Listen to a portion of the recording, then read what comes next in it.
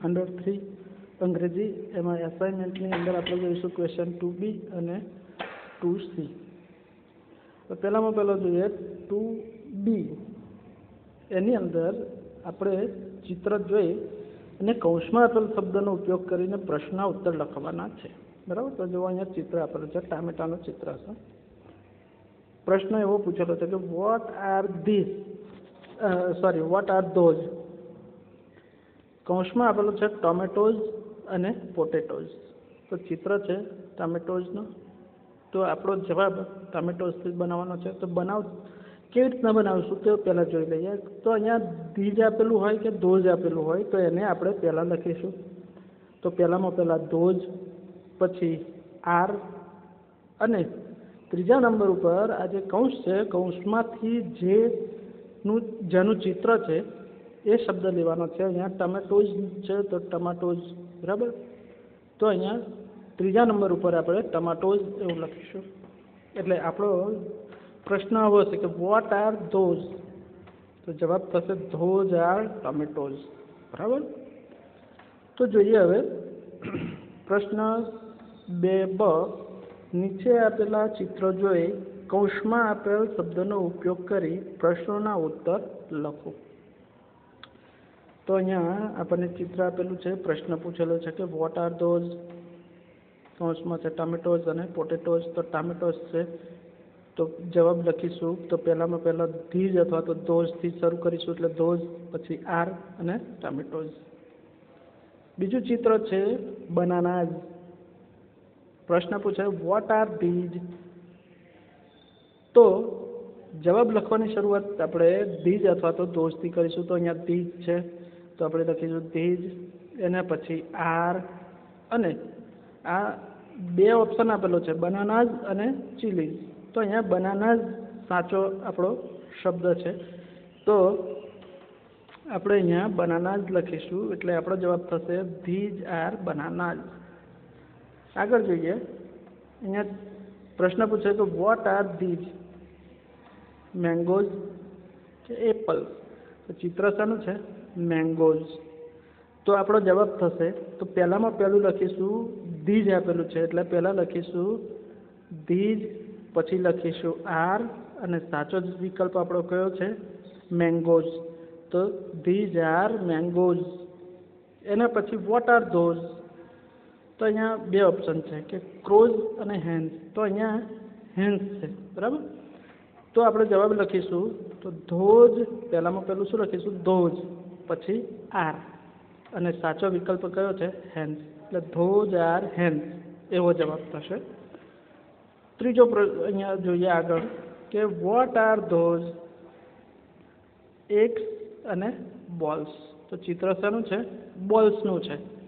તો આપણે જવાબ લખીશું. તો પહેલામાં પહેલો અહીંયા ધોઝ આપેલું છે એટલે પહેલાં લખીશું ધોઝ, એના પછી આર, અને આ બે વિકલ્પમાંથી સાચો વિકલ્પ કયો છે? બોલ્સ.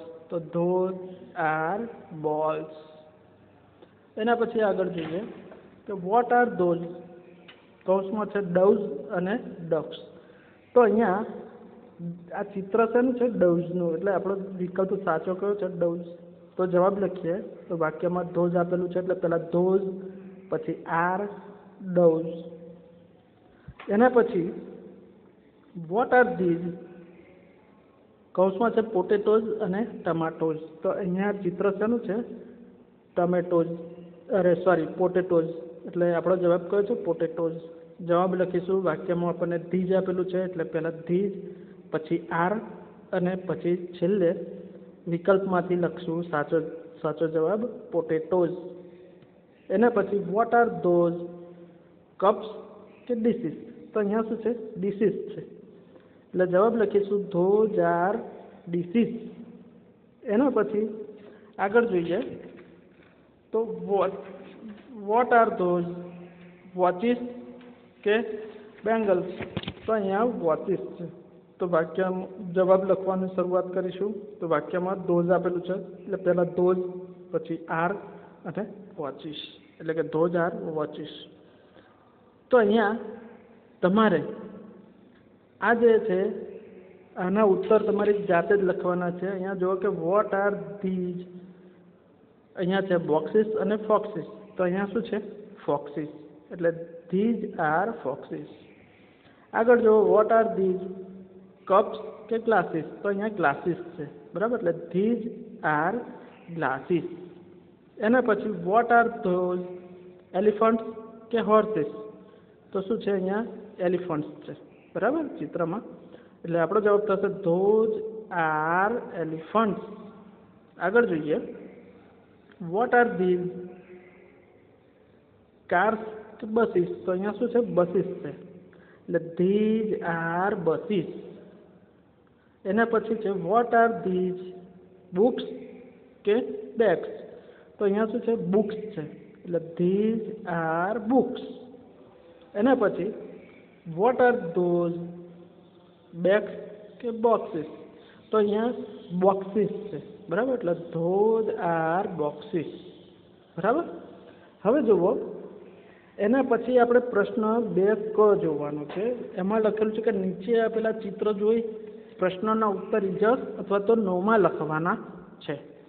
તો અહીંયા પહેલાં જોઈ લઈએ કે અહીંયા ચિત્ર શેનું છે પેન્સ છે, બરાબર. પ્રશ્ન પૂછે છે કે વોટ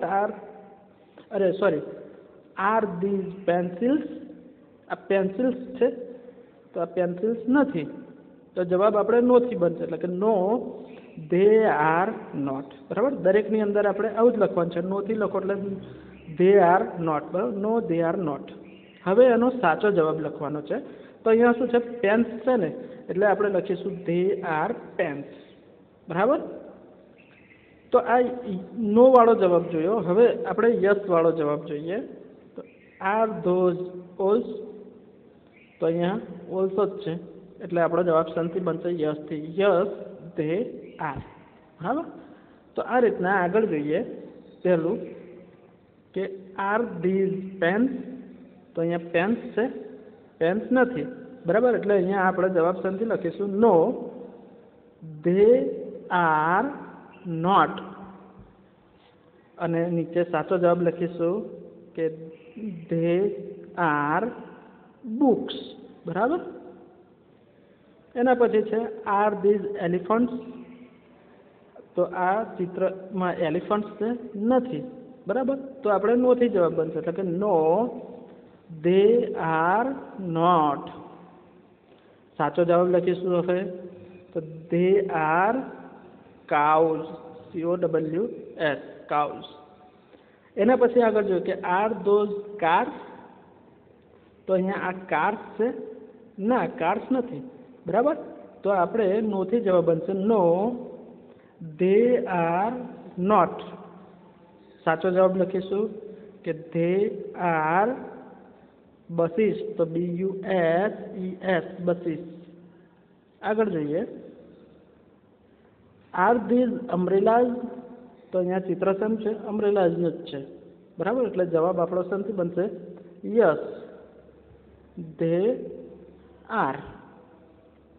આગળ છે આર ધોઝ બોટ્સ, ચિત્ર શેનું છે બોટ્સનું છે, ના કાઇટ્સનું છે, એટલે જવાબ આપણે શાંતિ લખીશું નો ધે આર નોટ.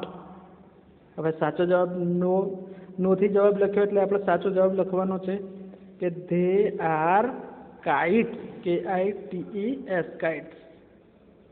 એના પછી છે આર ધીઝ કેરેટ્સ, તો કેરેટ્સ છે ને, બરાબર, એટલે આપણો જવાબ શાંતિ લખાશે yes they are.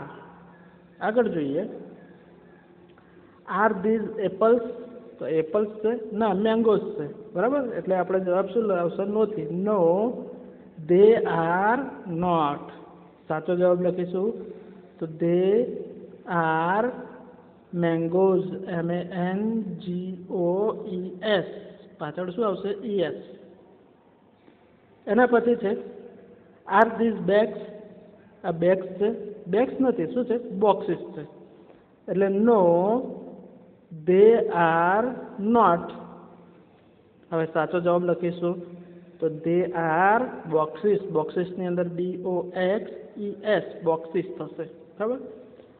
R those chairs, તો આ ચિત્ર શેનું છે ચેર્સનું જ છે, બરાબર, એટલે આપણે જવાબ શાંતિ પૂરાશે યસથી, તો યસ ધોઝ આર.